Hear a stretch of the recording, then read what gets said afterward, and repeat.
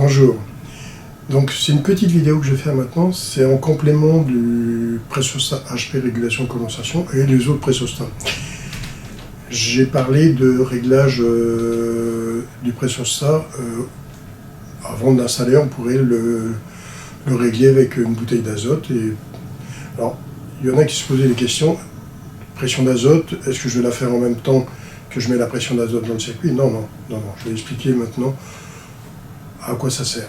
Donc, on fait un pré-réglage du pressostat avant de l'installer sur l'installation. Comme ça, on gagne du temps. On a juste un petit finolage à faire. Il y aura toujours un petit finolage à faire sur place après. Ok? Donc, je vais vous le montrer. Donc, voici la bouteille d'azote qui est ici, mon jeu de manomètre qui est ici, mon pressostat et le schéma de mon pressostat. Je vais essayer de régler 4 barres start et 2 barres stop. Alors ici, j'ai la bouteille d'azote. Donc, je vous rappelle, dans la bouteille d'azote, vous avez un robinet de service qui est ici. Vous avez on appelle ça un jeu de manomètre détendeur. Donc, c'est des manos détendeurs, ça veut dire quoi? Que j'ai un manomètre qui est ici, qui me donne la pression de ma bouteille, pour savoir s'il y a encore de l'azote dedans ou tout ça. C'est pareil que pour les bouteilles d'oxygène et acétylène, on a toujours 2 manomètres, un pour la bouteille et un pour me mettre la pression que je désire de ce côté du circuit. Donc si je veux 6 bars, je vais envoyer 6 bars de ce côté-là, et ça sera 6 bars qui sera lu ici. Alors, je vous rappelle que sur les bouteilles d'azote, on peut mettre 2 genres de manomètres. Le premier manomètre, c'est celui qui va me servir à mettre la pression de service dans le circuit. Et on a un autre manomètre qui, lui, va nous indiquer un débit. Donc, le débit, c'est quoi? C'est un autre jeu de manomètre qui va me servir à braser. Donc, quand on brase, on n'utilise pas le même manomètre de pression. Ou si on utilise celui-là, faut bien le régler, il faut savoir le régler. Il y en a qui savent bien le régler, bon, c'est par habitude qu'on peut le régler. Mais il existe deux sortes de manomètres, spécialement pour mieux travailler. Mais bon, là, maintenant, si on a un seul manomètre, on a un seul. Mais c'était pour citer le truc. Alors maintenant, qu'est-ce que je fais? La bouteille d'azote qui est ici, je l'ouvre, j'ai ma pression d'ici. Ici, pour le moment, j'ai un robinet de réglage qui est... Je vais dessiner un robinet, bon, c'est un peu grossier, mais c'est parce que je le fais vite fait. Donc ce robinet qui est là va me servir à régler la pression qui est ici. C'est un soufflet que je vais visser dans le sens des aiguilles du monde pour faire monter la pression. Alors, ne faites pas la bêtise comme beaucoup font, ça m'est déjà arrivé plusieurs fois de rencontrer ça en donnant cours, que les gens croient que c'est un robinet qui se ferme, et ils me ferment ça à fond, et après ils ferment celui-ci. Et puis quand j'ouvre le robinet de là, j'ai une sale surprise, j'ai une pression, paf. Souvent c'est la soupape qui est ici qui éjecte. Bon, alors faites attention, ça c'est quand on serre, on monte la pression. C'est celui-ci qui se ferme. Okay, et n'oubliez pas de dégazer à chaque fois et de desserrer ici. Toujours dégazer et desserrer. Aussi bien l'oxygène et l'acétylène aussi. Donc vous devez dégazer vos tuyaux et après desserrer ici pour ne plus avoir de pression sur le ressort. Autrement, il va perdre la bonne valeur. Alors ici, je vais envoyer une pression. Bon, ici, j'ai besoin de 4 barres. Bon, je vais envoyer 5 barres de ce côté-là. On va mettre 5 barres ici. 5 barres. Ici, ça va faire 5 barres. Alors, ici, j'ai envoyé 5 barres ici. Mon robinet du milieu qui commande le tuyau jaune, donc c'est un manomètre avec 4 voies. Donc, on va avoir la voie HP, la voie BP, la voie qui va pour le remplissage soit en azote ou soit en gaz frigorifique, et mon tuyau, le gros noir, lui, c'est un gros noir à 3/8, qui va sur la pompe à vide, pour la mise au vide. Alors celui-ci, je ne vais pas y toucher, je vais toucher qu'à celui-là et ces deux-là. Donc qu'est-ce que je fais en premier? J'ouvre celui-ci. Quand je l'ouvre celui-ci, je vais l'ouvrir normalement, sans problème. Par contre, celui-ci, qu'est-ce que je vais faire? Je vais l'ouvrir tout doucement, et puis voir la pression qui va monter. Et au fur et à mesure que la pression va monter, puisque je suis relié ici, sur le pressostat, j'expliquerai un truc sur le pressostat après. Donc ici, je vais ouvrir tout doucement pour monter jusqu'à environ les 4 barres.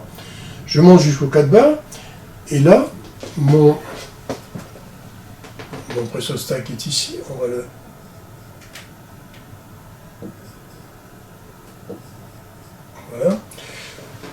Là, ici, j'ai ma consigne, ici, j'ai le différentiel. Donc, je vais monter la pression. Quand je vais monter la pression ici, je vais la tenir à 4 bars ici, et je vais dire qu'à 4 bars, moi, je veux que ça starte. Alors, qu'est-ce que je fais? Je vais régler ma consigne à 4 bars ici. Normalement, à 4 bars, qu'est-ce qui va se passer? Ici, c'est ce qui se passe sur le côté ici. C'est mon schéma. Donc, je suis dans cette position-là au départ, avant que j'ai ma pression de 4 bars. Au fur et à mesure que ma pression va monter, vous voyez, quand la pression monte, je change de côté. Donc ça veut dire que je vais venir ici. Voilà. Mon contact bascule. Ce qui veut dire qu'il n'est plus ici. Ok? Donc mon contact a basculé, je suis ici quand je arrive à 4 bars. Donc si je prends mon appareil de contrôle, je sonne ici, ça passe. Je sonne ici, ça passe pas. Au départ, ça passait ici, ça passait pas là. Ok? Donc j'ai ma pression qui est montée à 4 bars, le contact a changé de position. Maintenant, qu'est-ce que je vais faire? Je referme le robinet qui est ici. Ce robinet, je le ferme. J'ouvre celui-ci, le rouge, pour dégazer. C'est de l'azote, on peut la dégazer carrément. Donc, qu'est-ce que je vais faire après? Je vais ouvrir tout doucement celui-ci. Je l'ouvre un tout petit peu. Ma pression va chuter tout doucement, et quand je vais arriver ici à 2 bars, je devrais pouvoir couper. Donc, si je veux, j'arrête à 2 bars ici, et qu'est-ce que je fais? Je mets le différentiel pour que j'ai mes... là, c'est un hasard, je vais avoir 2 barres de différentiel. 2 barres de différentiel. Diff. Donc, 4 moins 2 égale 2. Bon, c'est un hasard, mais c'est comme ça. Donc, quand je vais régler ici à 2 bars, normalement, le contact, qu'est-ce qu'il devrait faire? Il ne devrait plus être dans cette position-là. Il devrait basculer dans cette position-là. Voilà. Donc, c'est comme ça qu'on règle un pressostat. On va mettre les pressions qu'on a besoin. On va approcher plus ou moins les pressostats dans les valeurs qu'on a besoin. On va envoyer l'azote à la pression qu'on a besoin. On enverra tout doucement de ce côté-là ou de ce côté-là. Si c'est un pressostat HP, ben ça sera branché de ce côté-là. Et lui, il sera comme le rouge, il pondra, on dégazera de ce côté-là. Là, comment on règle, qu'on peut faire un pré-réglage de pressostat avant de le monter sur une installation. Alors, il y a un truc que je voulais dire aussi, c'est que les pressostats, vous avez ce qu'on appelle les raccords FLAR, nous, les raccords à visser. Beaucoup ont des raccords à visser, mais maintenant, on a beaucoup de pressostats qui sont à souder.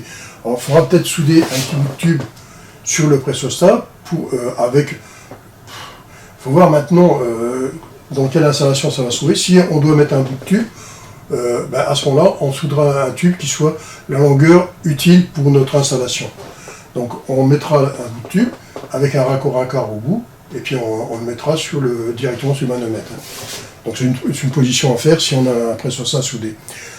Bon, maintenant, je dois reconnaître que les pressostats à souder, il y en a sur des installations, des grosses installations, des moyennes et tout, mais dans les supermarchés, on a tendance à mettre sur les centrales des tuyauteries souples. Alors, ce qui veut dire que le pressostat, c'est à visser. Parce que avec les tuyauteries souples, on a beaucoup moins de fuites et de cassures de tuyauterie. Il faut jongler avec ça, pour voir un peu ce qui est utilisé ou pas. Mais c'est à vous de prévoir. Mais c'est comme ça qu'on fait un pré-réglage. Voilà. Donc je vous ai expliqué le pré-réglage du pressostat, que ce soit HP ou BP. Okay, pas de différence. Bon, voilà, j'espère que ça va être compris, cette petite vidéo. Parce que c'est vrai que c'est pas toujours explicite, quand on n'est pas directement dans le bain, de comprendre toutes ces phases de réglage et tout ça. Alors, je ferai par la suite une vidéo en réalité avec une bouteille d'azote, avec les manomètres et tout. Mais pour le moment, je ne sais pas le faire parce que je ne suis pas dans le centre de formation où je vais. Et où je dois aller chez mon fils, ça reviendra au même. Mon fils voudra bien que je fasse ça, j'ai déjà demandé de faire des vidéos, donc il n'y a pas de problème. Faut oublier qu'il est frigoriste comme moi aussi. Hein. Allez, je vous laisse, à bientôt.